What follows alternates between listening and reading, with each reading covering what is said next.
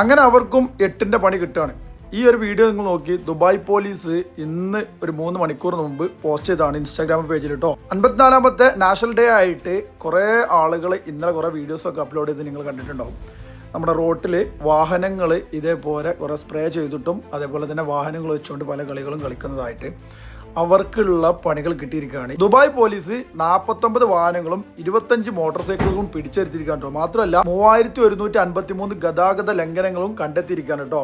അപ്പോൾ ശരിക്കും പറയുകയാണെങ്കിൽ ഇതേപോലുള്ള അവസരങ്ങളൊക്കെ നമ്മളെ കുറേ ആളുകൾ മലയാളികളായിട്ടുള്ളവരൊക്കെ റോട്ടിലിറങ്ങിയിട്ട് നിയമവിരുദ്ധമായിട്ട് റോട്ടിലിറങ്ങാറുണ്ട്. ഇവിടെ ശരിക്കും പറയുകയാണെങ്കിൽ UAE-യിൽ ട്രാഫിക് ലംഘനങ്ങളും നിയമങ്ങളൊക്കെ വളരെ കർശനമായിട്ട് തന്നെ നടപ്പിലാക്കുന്ന രാജ്യമാണ്. ഈ UAE-യിൽ ഇതേപോലെ നിങ്ങൾ പലരും ഇറങ്ങുമ്പോൾ ശ്രദ്ധിക്കണം. ഇപ്പം തന്നെ കുറേ ആൾക്കാർ സോഷ്യൽ മീഡിയ പോസ്റ്റ് ചെയ്തൊക്കെ ഒഴിവാക്കിക്കൊണ്ടിരിക്കുകയാണ്. എന്തായാലും UAE ഗതാഗത നിയമങ്ങൾ വളരെ കർശനമായിട്ട് പാലിക്കുന്നതും അതിനെതിരെ വളരെ കർശനമായിട്ട് നടപടിയെടുക്കുന്നതാണ്. അപ്പം നിങ്ങൾ ഇനിയെങ്കിലും ഇതേപോലുള്ള കാര്യങ്ങളൊക്കെ ചെയ്യുമ്പോൾ വളരെയധികം ശ്രദ്ധിക്കണമെന്ന് വീണ്ടും ഓർമ്മപ്പെടുത്തുകയാണ്.